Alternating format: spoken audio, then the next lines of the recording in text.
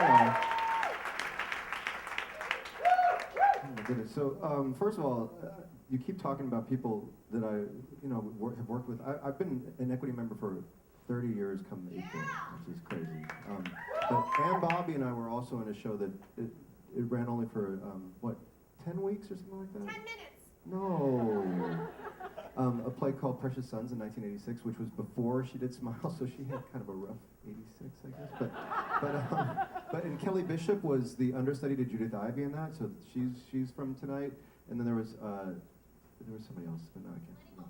Lenny Wolpe, yeah. Lenny Wolpe. We did Little Prince of the, we did Little Shop of Horrors on tour together. People who made us for show. So. Comes Lenny full Wolpe circle. just went off. This is impossible to move. So, what's the first story to tell about the Little Prince? One of the things is that I actually wasn't originally cast as Little Prince. I was 10, and they were a little afraid that I was too young to carry a show, so they cast me as the understudy. And as the fox, you saw that picture of the fox and the snake. Those are familiar with the show. But during rehearsal, they fired the Little Prince, and they promoted me, and they made him my understudy. Which was good for me, but sad for him. He was a couple years older, and I just can't imagine. I ran into him in LA a few years after that, and I was like, hi. But he was on a hit TV show. I'm not going to name him because it's sad for him, but he was on a hit. He did fine. He did fine. So that's one of the stories. One of the other stories is Michael York, I believe it was also his last musical, right? He did The Sound of Music here later, didn't he? No, that was Richard Camelot. Oh, he was in Camelot too? He did? Well, my brother, Adam Rapp, who's a playwright, right? Yeah. Awesome. He likes to do the impression of Michael York singing one of his songs. I'll just sing the little part of it, but this is our best impression of Michael York singing. I like my misfortunes to be taken seriously. That was one of the songs.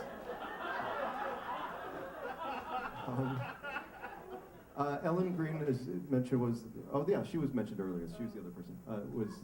The Rose. She was very nice, but a little crazy.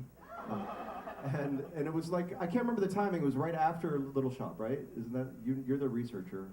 She had Little Shop, right? Yeah. Yeah, so she was kind of she was a star, right? Anyway, we previewed, so you didn't underline the fact that we were one of those 6 or 7 shows to close during previews. Yeah, we 16 performances, previews never opened. The night before opening night, we got the closing notice, that was it. And after we left the theater that night, I was walking down the street with my mom, and it was still sketchy Times Square there, in 1982. It was actually the beginning, end of 81, 82, it was the beginning of 82, so. But I remember walking down the street with her and saying, I want to go get drunk. But I didn't. I went on right after that to work with Yul Brynner in The King and I for a year, and he was very mean. So it was, so I did survive, but it was a wild time to be a child in the performing arts. So yeah, anyway, so Playground of the Planets. This was a song. If I remember correctly, that part of it was used in the overture. Part of another song, the title song "Little Prince," was used in the score of the movie The Golden Seal that John Barry wrote. That's this melody that goes "Little Prince, da da da da da, Little Prince, da da." If you ever watch that movie, The Golden Seal, that's one of the main themes of that movie. So he stole his own work later. So anyway, so the Playground of the Planets. This moment is we're talking about, the Little Prince is traveling around looking at all these different people on these different planets, and how we staged it. I got to fly with the 2 wires, coming out my side, and I was like flying around, and a planet would sort of trundle on the track, and I would swoop down to them and have my little scene, then fly and sing some more. And one night I was flying around, and the planet that was supposed to trundle on, something happened, and I'm just hanging midair, and you hear this blood-curdling scream off stage, like really loud. The audience could hear it for sure. And apparently the track had run over someone's foot, and it was bad news. It's a scream, and I believe it was Mr. Foy himself, who was flying by Foy, who had been caught. So I'm up there, 10-year-old me, suspended in the air, and I went, ladies and gentlemen, it would appear there's been a galactic disturbance.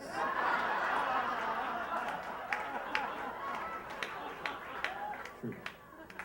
So anyway, this is the song without the galactic disturbance, "Playground of the Planets." And I wish you could play a little audio clip just because it's 10-year-old voice, so it would be normally, "Ladies and gentlemen," you know, that voice. But I'm going to do it in my normal voice because I can't do that up there because I'll hurt myself. Okay, "Playground of the Planets."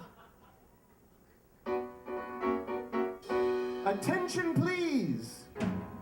To honor the legendary achievement, I personally composed a major song which I shall now perform. It's entitled "Playground of the Planets." Thank you. From here on, the acts will be continuous without further commentary.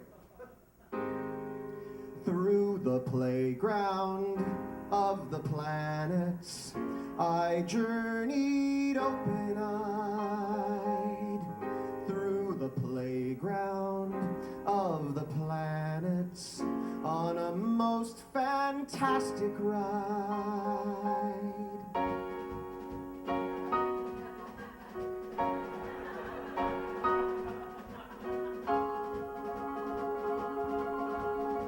Swept along, I saw the sword for my tiny asteroid.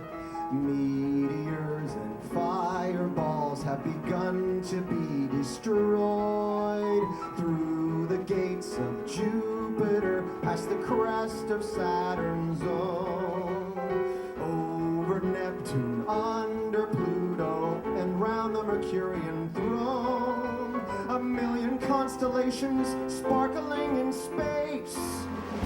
Solar winds began to slow. It was time to scout some place.